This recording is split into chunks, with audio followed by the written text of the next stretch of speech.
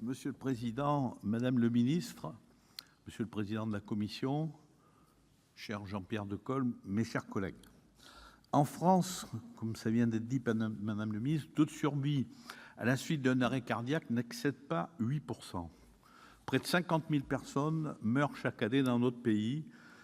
Ces chiffres ne sont pas une fatalité. Ces décès sont pour beaucoup évitables. Les études scientifiques concluent à des gains majeurs de survie lorsqu'une défibrillation est rapidement pratiquée. Madame la ministre, vous avez dit 85%, ça dans les 2 minutes. La prise en charge des victimes est une lutte contre le temps. Chaque minute représente plus de 10% de chances de survie en moins. Alors que le SAMU intervient en 10 et 15 minutes en moyenne, l'accès rapide et effectif à un défibrillateur et la démocratisation de son usage sont des enjeux cruciaux pour le bon fonctionnement de la chaîne de survie. Dans d'autres États dotés de programmes d'accès public à la défibrillation, les taux de survie sont bien supérieurs aux taux français. Une étude américaine réalisée dans les années 2000 à Las Vegas, où les accidents cardiaques sont nombreux pour des raisons qu'on pourra aisément imaginer, a démontré que l'accès à des défibrillateurs utilisés par le personnel formé permet d'atteindre un taux de survie de 64%. Les pouvoirs publics français ne sont certes pas restés immobiles face à cette question. Un décret de 2007, l'utilisation de défibrillateurs automatisés externes, DAE, qui, comme leur nom l'indique, fonctionnent de manière entièrement automatisée et sont donc facilement utilisables et ouvertes au grand public. Des dispositifs de sensibilisation, voire de formation aux gestes qui sauvent, ont par ailleurs été mis en place, en particulier avec un arrêté de 2009 qui a prévu une initiation du grand public de l'utilisation des DAE. L'enjeu demeure cependant le passage de ces évolutions réglementaires dans des pratiques citoyennes, et on voit que de fortes marges de progrès existent puisque la sensibilisation du grand public aux gestes du premier secours demeure tout à fait insuffisante en France. 20% seulement de la population a suivi une formation. C'est évidemment trop peu. Le flou entourant les obligations des collectivités publiques et privées constitue également un obstacle majeur. En l'absence d'obligation d'installation dans les lieux publics, d'implantation des DAE repose surtout sur le volontarisme. Selon les estimations des services ministériels, notre territoire compte actuellement autour de 160 à 180 000 défibrillateurs en accès public. Par ailleurs, si l'installation des défibrillateurs, qui sont des dispositifs médicaux, est en principe assortie d'une obligation de maintenance, sa mise en œuvre est souvent difficile du fait de la complexité de la chaîne de distribution et d'exploitation. Dans ce contexte, il est très probable qu'une large partie du parc des DAE installés sur le territoire français ne soit pas fonctionnelle. Les DAE sont en effet bien souvent également la cible de dégradation. Il ne suffit cependant pas de sensibiliser la population à l'utilisation des DAE et d'en équiper les lieux publics. Il faut encore qu'il soit possible, dans une situation d'urgence, d'accéder rapidement à un équipement. Or, à l'absence d'obligation en matière d'équipement s'ajoute une absence d'obligation de recensement. Il est donc indispensable pour un témoin d'arrêt cardiaque de localiser le défibrillateur fonctionnel le plus proche. Cette situation est d'autant plus absurde que la plupart de nos concitoyens disposent de smartphones dont la fonction de géolocalisation pourrait sauver des vies. Face à cette carence de l'action publique, des initiatives privées ont vu le jour. En particulier, l'Association pour le recensement et la localisation des défibrillateurs, ARLOD, créée en 2008, a mis en place une base de données en ligne visant à recenser l'ensemble des DAE présents sur le territoire national, avec une implication que je salue. Cette base n'est cependant pas exhaustive. Chaque jour, de nombreux défibrillateurs sont nouvellement installés, devenus hors d'usage ou déplacés, sans que ces informations fassent l'objet d'une recension obligatoire. Par ailleurs, nous avons rencontré les représentants d'applications mobiles, notamment SoftLife, proposant la géolocalisation de personnes susceptibles de porter assistance aux victimes.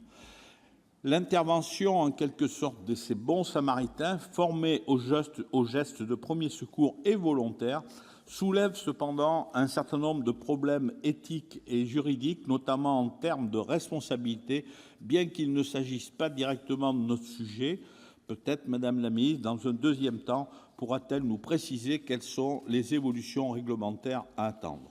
La présente proposition de loi, qui résulte d'une initiative et de travaux largement communs entre l'Assemblée nationale et le Sénat, n'a pas pour l'ambition d'apporter une réponse à l'ensemble de ces enjeux. Elle propose cependant de mieux encadrer les aspects les plus matériels de ces questions en assurant l'accessibilité effective de la défibrillation cardiaque sur l'ensemble de notre territoire. Son article 3 crée tout d'abord une obligation nouvelle d'équipement par un DAE de certains types et catégories d'établissements recevant du public, ERP, vous l'avez indiqué, Madame le Ministre, qui seront définis par décret en Conseil d'État. Il prévoit ensuite, de manière complémentaire, une obligation de maintenance des DAE. Donc je me félicite bien entendu de ces dispositions qui permettront de clarifier l'asymétrie sur lesquelles repose ce régime actuel. Tous nos concitoyens ont le droit d'utiliser un DAE, mais il n'existe pas d'obligation générale d'équipement des lieux publics. Cette évolution législative permettra enfin aux politiques de prévention d'avancer, si l'on peut dire, sur les deux jambes. On peut cependant s'interroger sur le périmètre des ERP qui sera détenu par le décret. Aucune orientation générale n'est en effet prévue par le texte, mais certains lieux, et vous l'avez rappelé, Madame le Ministre, sont un cadre propice à la survenue d'arrêt cardiaque et devraient impérativement figurer dans cette liste. Je pense aux piscines, aux enceintes sportives. Peut-être, effectivement, même si vous l'avez développé, vous pouvez également nous indiquer d'autres localisations essentielles. Je suis par ailleurs bien conscient des réticences soulevées par le coût potentiel d'un équipement généralisé des lieux publics en défibrillateur. Ce coût paraît relativement limité. Selon le ministère de la Santé, il faudrait environ 1 000 à 1 500 pour l'acquisition d'un défibrillateur et 120 € par an pour en assurer la maintenance. Selon l'Assemblée des départements de France et l'AMF que j'ai contacté, les véritables inquiétudes relayées par les élus locaux portent moins sur le principe de l'obligation que sur le nombre d'équipements à installer et sur le lieu d'implantation.